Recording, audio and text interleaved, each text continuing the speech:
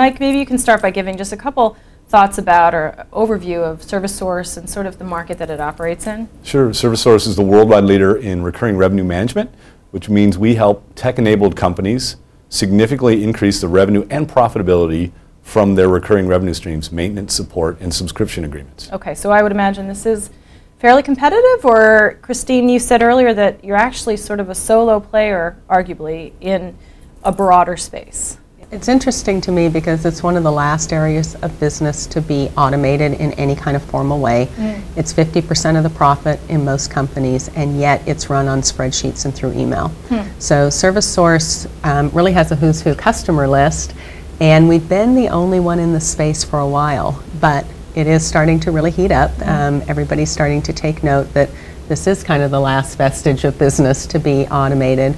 We just launched a cloud service, and so that got some attention, and we're seeing some bigger companies start to come into the space, which overall I think is going to be positive all the way around. And again, this is about helping companies really take advantage of or better leverage renewals, right, with existing customers? Any kind of ongoing revenue stream, exactly. So if you're a SaaS business, that's 100% of your revenue, and if you're software or hardware, it's probably 40% of your revenue, but half of your profit.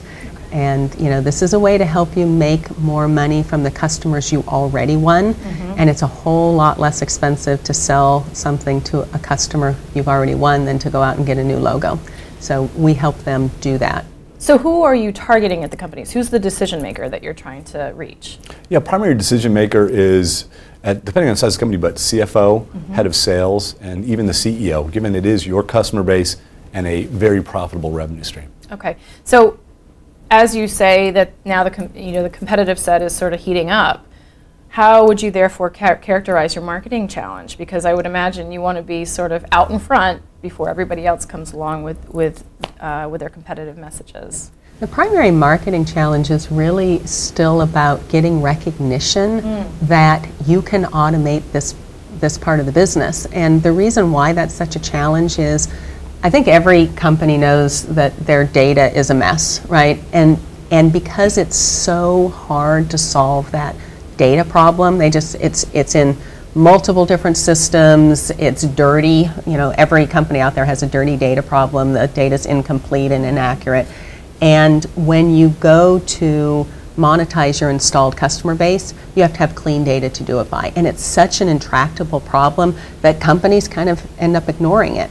So our main marketing challenge is to let companies know that you can solve this problem, that we can help you solve the problem, that we've got a system that lets you bring in all that disparate data from different systems, clean it up, enrich it, and make it renewal ready so you can make money on it. Okay, so there's really an educational component to to this. And how are you getting that education out there? You know, what are the modes of doing that? A lot of it, because it is kind of a complex environment and you are dealing with the CEO, the CFO, the head of sales, a lot of it's one-on-one, but that one-on-one conversation can be happening through video.